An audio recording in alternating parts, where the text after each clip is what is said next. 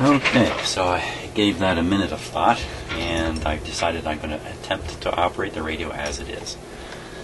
There's a couple of reasons for this, but the main one is if there's something wrong with it, and I want to know now, rather than after I do work on it and then find out there's something wrong with it.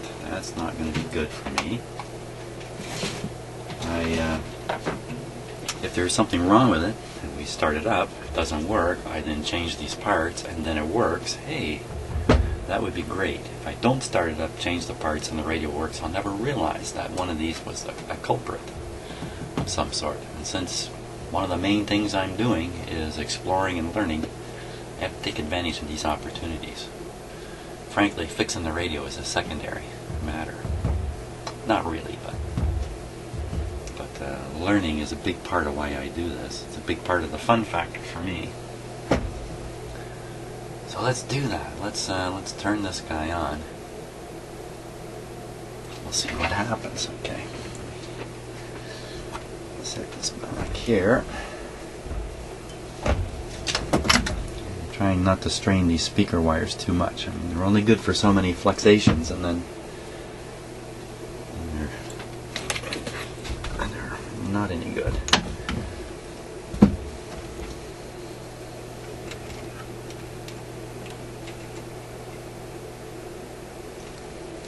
Putting on my hot chassis light here, even though I don't expect it to light up.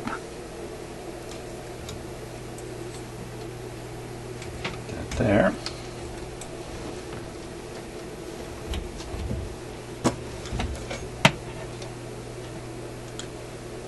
Plug in the radio now. Before I do this, let me think hard. I'm thinking hard now. First thing I think of is, are these light bulbs any good? That's an unusual light bulb. It's a 61. That's a little unusual. 61.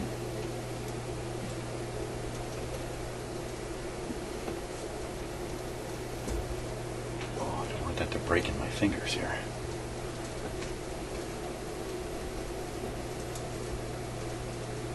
Going on.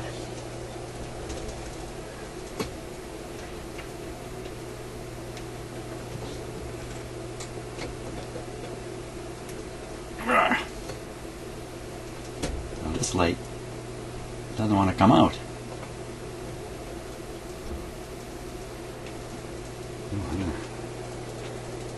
Okay, you don't want to come out, stay there. Be that way. Start squeezing too hard, suddenly I'm going to shatter the bulb right in my fingers. It does not sound like fun.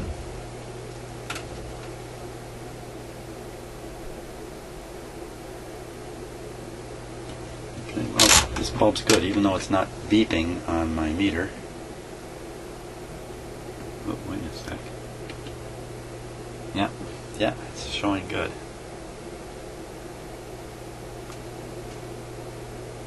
It's kind of funny how that's gone. A 61. I've never seen a 61 before. The most common bulb you find in these are 47s. Now this bulb has a small glass globe on it. Maybe that's why they're using this kind of bulb. The regular bulb may have a slightly longer glass bulb on it. I don't know. We're talking about tiny amounts. I don't know. 61, maybe that's all the guy had in his box when he was fixing this radio last time. There's a bunch of 61s. Hey, it's my chance to get rid of some of those useless 61 bulbs. Okay. Volume.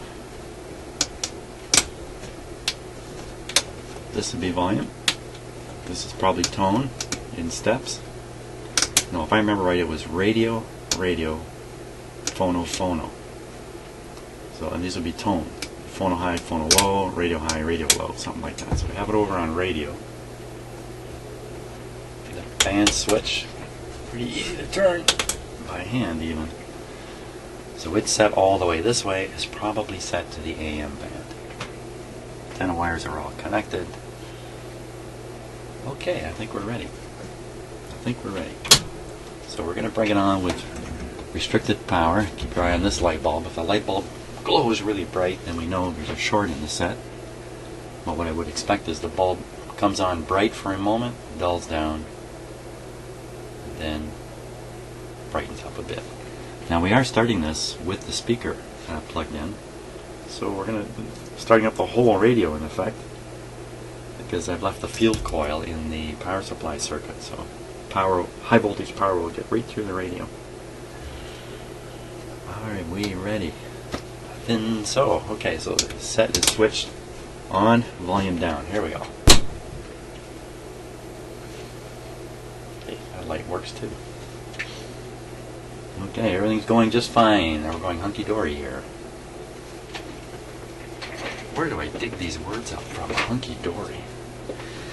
Now, 3 of the tubes are steel tubes, so we can't see in them. Certainly the output tube is glowing. The power supply tube is not.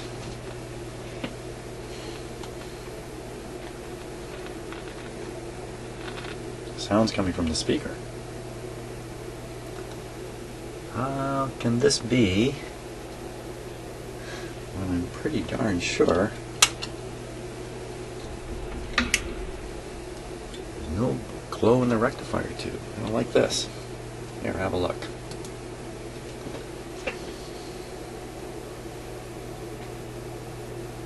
See, here's the output tube glowing nicely.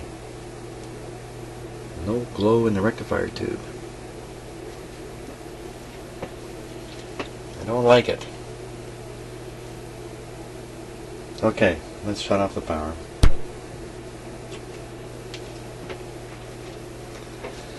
Yeah, you know, the last radio, somebody had jumped the rectifier tube with a diode in a clever move.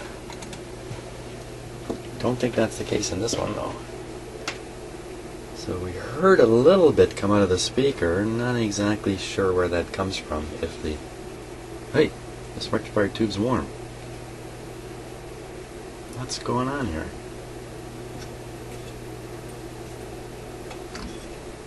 I'd say every tube is showing signs of heat. Certainly these two. Certainly the rectifier tube. Well, you know what? Maybe because I had it on current restriction. That certainly explains the sound from the speaker, because to make sound in the speaker you need some high voltage to draw current through the output tube and run through the output transformer.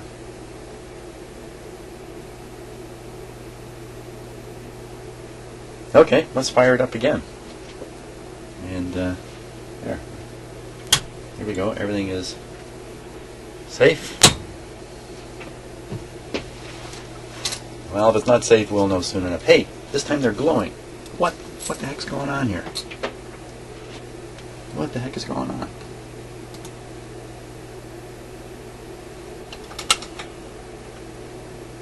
See that kind of a purpley color there.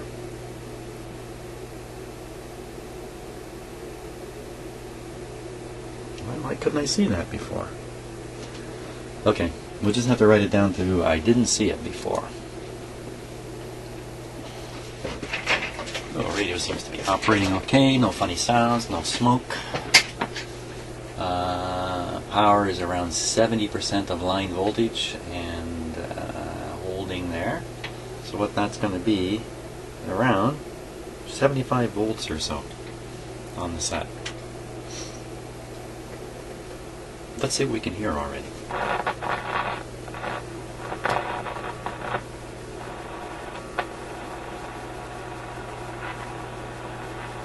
Well, sounds like a radio.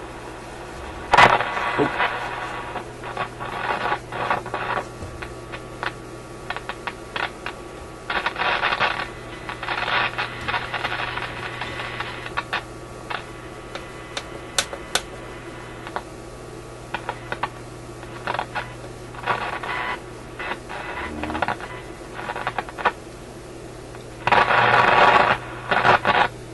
Bit of trouble in the tuning capacitor.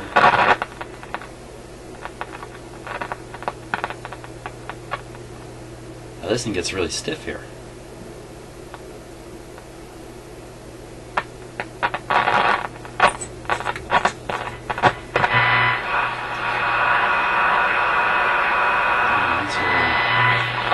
Typical noises in my shop here.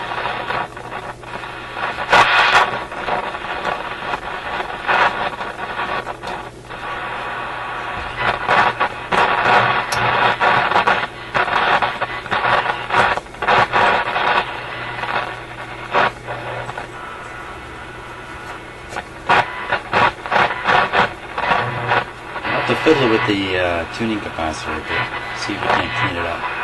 But oh! No! Okay. Wow. We've had a string failure! Right in the middle of me using it. Remember I said things were stiff, so I was putting a fair bit of pull on that string. And guess what we're going to be doing here? To string this radio. Now, I do have some new string on order, but it's not likely to get here for a week. So, well, probably won't restring this till next week, but well, no, but otherwise the radio seems pretty good. Well, let me turn this capacitor directly now.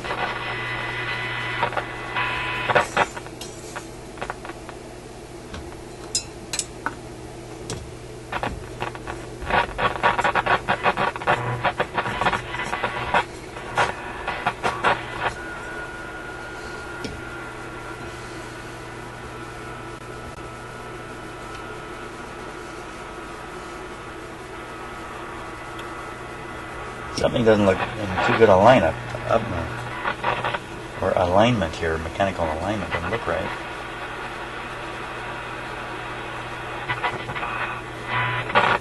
There's no restriction in where this can go. So that restriction I was feeling in the string, I don't know what that was from. This could be one of those radios, and I don't understand why this would happen. Where as you tune it, the string gets tighter and tighter, and usually the spring expands to allow for that. But I'm not saying that's the case. Let's try another band.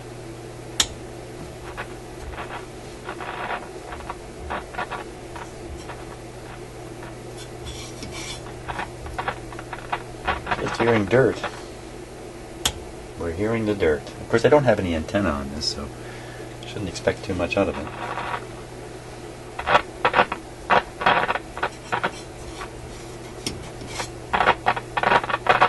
Really not much reception here at all, is there? I'm in the top band. Let's snap on an antenna here quick. Okay, we'll clip on an antenna since I can't snap it.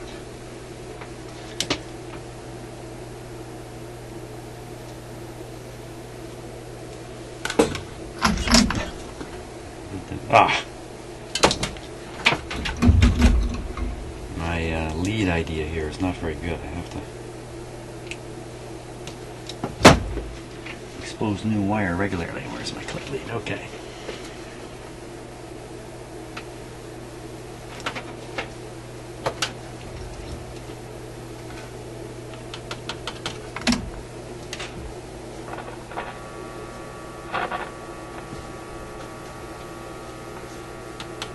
That's not good.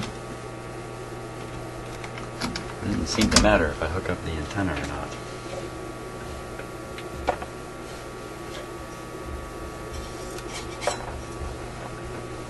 Dirty band switch or anything.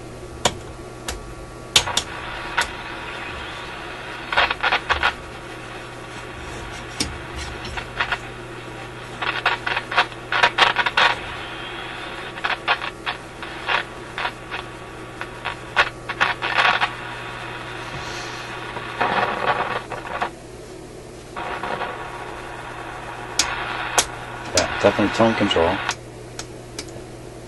pretty quiet when you go to phono. That's excellent.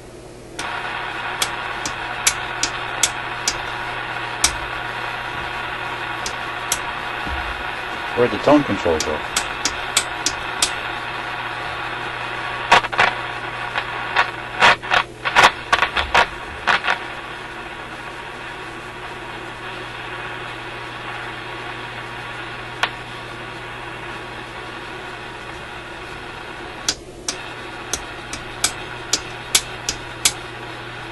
I could have sworn that was working the first time I turned it. Well, there you have it. Hey, you know what? Maybe if we give this guy full voltage. Let's give him full voltage. It's a pretty fair jump. Let's give him another step towards full voltage. I'll put in another light. Didn't that make a difference right away?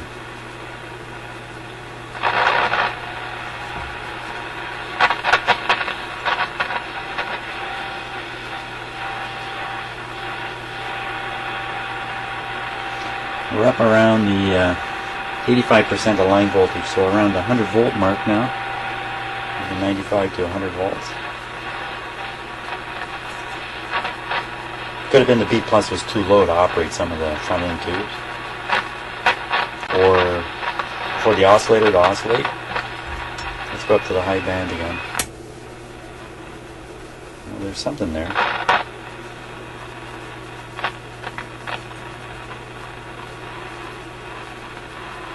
It's picking something up.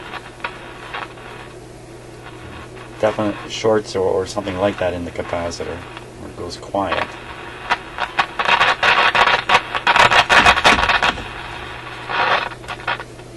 Okay, enough of that. Oh, we can give it full voltage.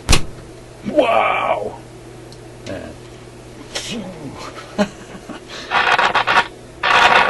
A lot louder.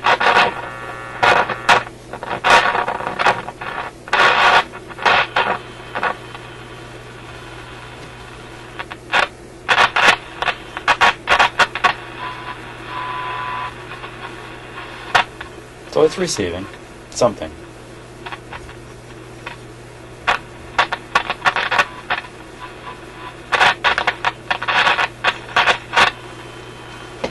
Okay, switch off. There we go. Let's put the lights on again here. Yeah, I was sitting in the dark, even though it doesn't look that way on camera. Well, I think the next move would be to do a little bit of alignment work and try to bring some life, get some life out of the radio before we start changing any more parts. I think that's really the best move next. Low risk, and the result could be good. And it will clarify how well the radio is working before I start changing parts in it. So there we go. I'll see you on the next video.